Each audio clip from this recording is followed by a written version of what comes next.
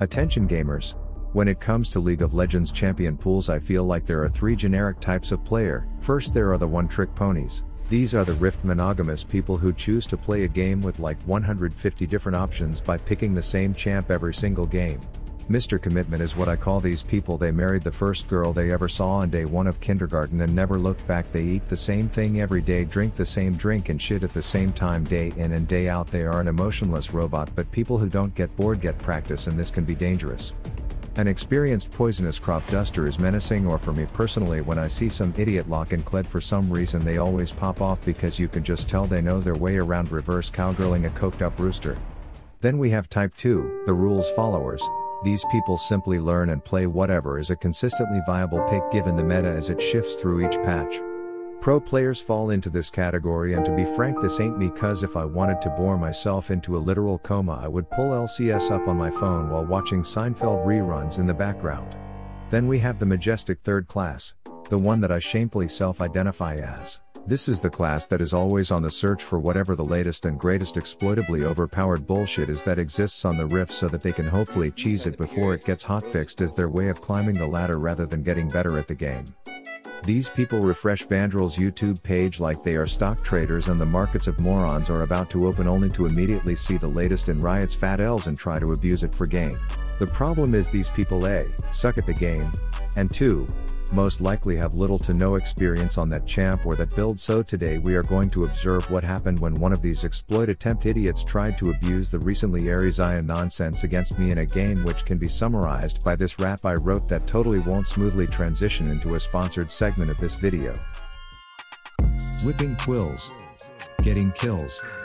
This build's so damn broken I've got chills. But then the noobs come out and wanna try it.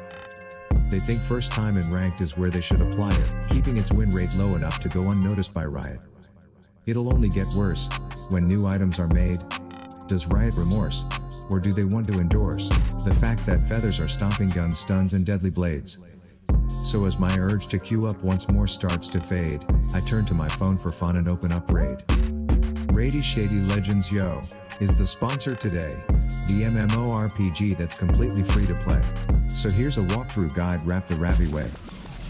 Use shards to collect champs all birthed from these portals. You could get sick orcs, beasts or sexy mortals. First you hit the campaign. It's a big part of the game, where you collect your loot and XP from the mobs that you have slain. Then you gear up your troops, and combine them into groups, to create auras, buffs and combos that fill enemies' pants with scaredy poops. Pick the moves you want to use, or put the fights on full auto. Some like specific combos, that YOLO is my motto.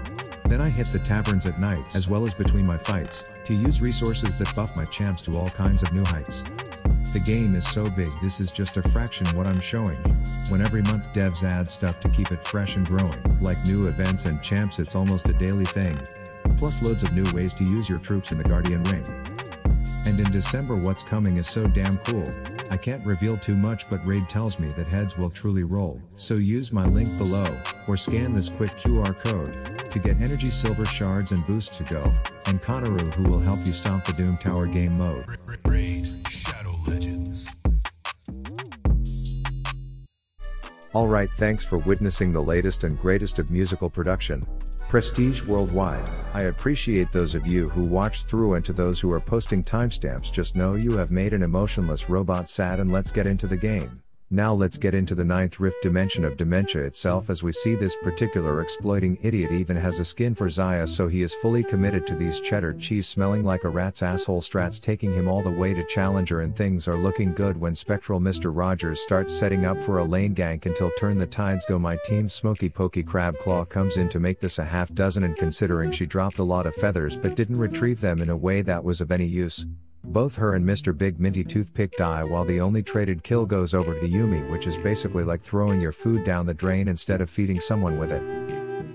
And the news that a sloshed Sarah Palin herself is playing Xayah has my ears poked up like I just syringed liquid Viagra into them, so I head down dressed up and looking like a sexy used Q-tip as you see Feather Heather fail to whack-a-mole as I come in to demonstrate why many fear me. Before slapping a hoodlum who looked at me funny and firing up the bitty titty laser to kill girl with quill before retreating because no logical mere mortal would ever fight a Viego. But on my way back to my room things get eerie and I get the feeling I'm being watched. Bam, the stupid nine-tailed vixen is all like demanding attention, so I flash her, which seems to have given her the proverbial binky temporarily.